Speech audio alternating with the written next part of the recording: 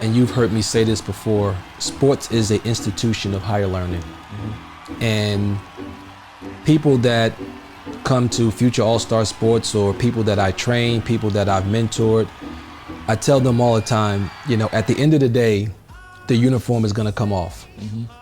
And when that uniform comes off, the habits, the characteristics, the traits in which you have developed over time, they will become a part of your day-to-day. It doesn't matter what line of business you go into. And again, that's why, you know, I'm so proud of you, because you took all of those teachings, you took all of those lessons, and you transitioned them into graduating from college. You transitioned them into becoming an executive in your profession. And at the end of the day, I've said this to many parents.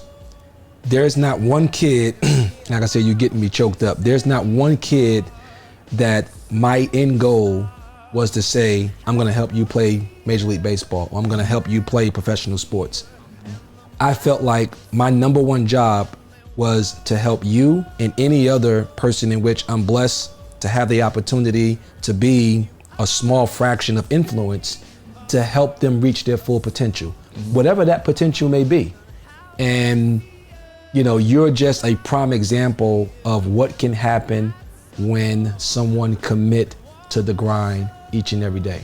Yep. And like I said, I couldn't be prouder. I told your mom and dad the same thing. You have done it the right way. You positioned yourself to where even when your transition time came from the game of baseball, remember we had that conversation. Yep. And it's not a, people think a lot of times when you get into coaching and you're coaching sports or you're coaching youth, they view it as a temporary thing. I've never viewed any of my relationships as a temporary commitment.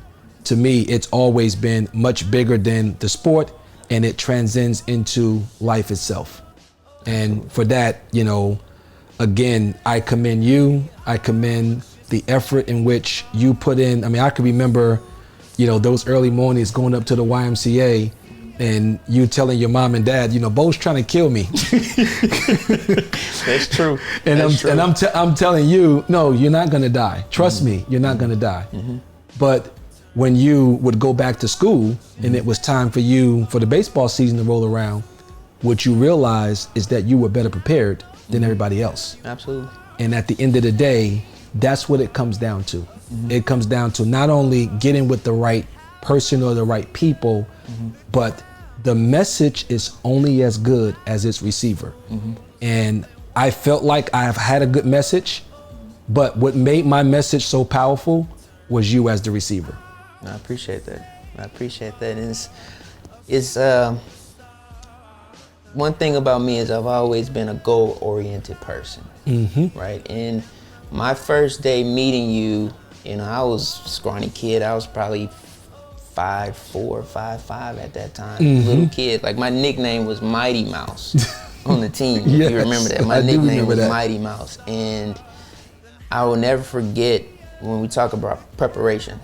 It was going into my junior year, and you were actually going through a transition at that time with baseball as well, you know, just figuring out what you wanted to do, if you wanted to continue or if you wanted to get into coaching. And we worked extremely hard that off season for me. And we had a booster club inter-squad game, and it was the varsity against the JV. So at this point, I'm slated to go JV. And we had a left-handed pitcher who was our ace on the team, and I led off the game. And I'll never forget, the varsity center fielder was playing, I don't know, maybe 50 feet from second base. And first pitch hit a double off the wall. And you know, everybody's shocked because they're like, man, who is this kid? Where did he come from? Like, he wasn't doing this last year. And I'll never forget, we were, you know, in our warm-ups, we used to practice the pro double, right? You get to, you know, on your way to second base, you just slow it down a little bit, take the back gloves off, and, you know, stop at second base standing up. And I did that, and you come running out of the first base dugout, and you gave me a high five. And I can tell you from that moment forward, it changed me as a baseball player. It changed my confidence level. And as a mentor, that's what I feel is most important, the ability to, make someone feel like they're Superman.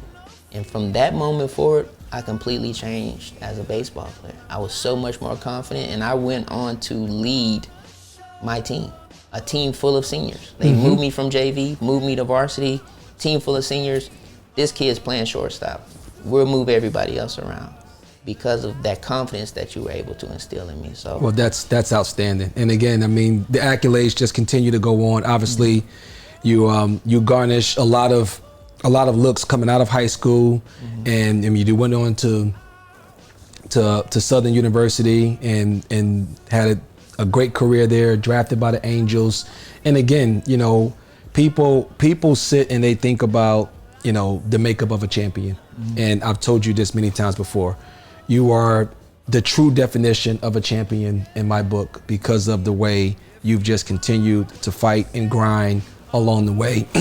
Things didn't always go according to plan, but the one thing that I knew for sure when it came to Josh LeBlanc was going to show up every day, and he was going to represent what it meant to be a champion each and every day. And for that, if there's any young kid that's looking at this and you want to know what Bo Porter is about, you want to know what Future All-Star Sports is about, this is a prime example of what we represent. And I could not be more proud of this young man for what it is he's been able to do with his life.